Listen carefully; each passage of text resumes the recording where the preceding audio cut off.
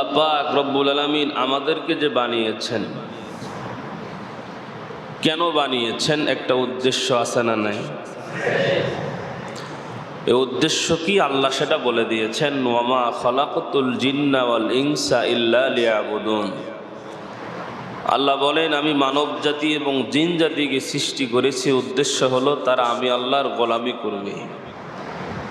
মানুষ সৃষ্টির উদ্দেশ্য হলো তারা আমি আল্লাহর ইবাদত করবে, এটাই উদ্দেশ্য।